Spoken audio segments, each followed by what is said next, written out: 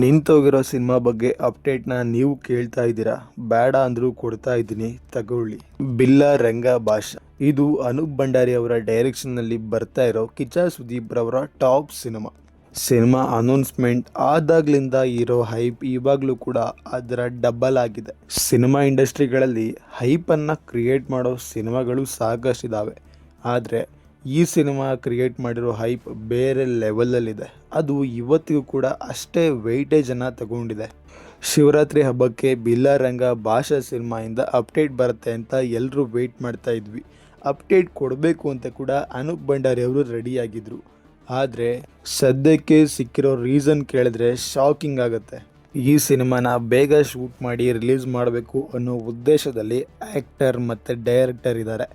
ಆದರೆ ಪ್ರೊಡ್ಯೂಸರ್ ಕಡೆಯಿಂದ financial ಚಾಲೆಂಜಸ್ಗಳನ್ನು face ಮಾಡಲಾಗ್ತಾ ಇದೆ. ಅಂದರೆ ಈ ಸಿನಿಮಾಗೆ ಬೇಕಾಗಿರ್ತಕ್ಕಂಥ ಬಜೆಟನ್ನು ಪ್ರೊಡ್ಯೂಸರು ಕೊಡ್ತಾ ಇಲ್ಲ.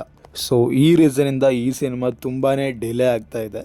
ಒಂದು ವೇಳೆ ಈ ಸಿನಿಮಾ ಸ್ಟಾಪ್ ಆದರೂ ಕೂಡ ನೀವು ಆಶ್ಚರ್ಯ ಪಡಬೇಕಿಲ್ಲ. ಐ ಹೋಪ್ ಈ ಸಿನಿಮಾದ ಶೂಟಿಂಗ್ ಮತ್ತೆ ಕಂಟಿನ್ಯೂ ಆಗುತ್ತೆ. ಹೊಸ ಪ್ರೊಡ್ಯೂಸರ್ ಬಂದು ಆ್ಯಡ್ ಆಗ್ಬೋದು, ಅಥವಾ ಅದೇ ಪ್ರೊಡ್ಯೂಸರಿಂದ ಕಂಟಿನ್ಯೂ ಕೂಡ ಆಗ್ಬೋದು.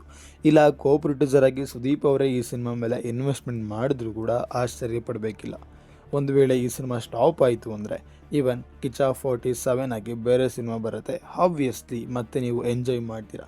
ನಿಮಗಿದ್ರ ಬಗ್ಗೆ ಏನಂತ ಅನ್ನಿಸ್ತು ಮರೆದನೆ ಕಮೆಂಟ್ ಮೂಲಕ ತಿಳಿಸಿ. ಹೆಚ್ಚಿನ ವಿಡಿಯೋಗಳಿಗಾಗಿ ಸಬ್ಸ್ಕ್ರೈಬ್ ಮಾಡಿಕೊಂಡು ಸಪೋರ್ಟ್ ಮಾಡಿ. ಮುಂದಿನ ವಿಡಿಯೋದಲ್ಲಿ ಸಿಗುವ. ನಮಸ್ಕಾರ.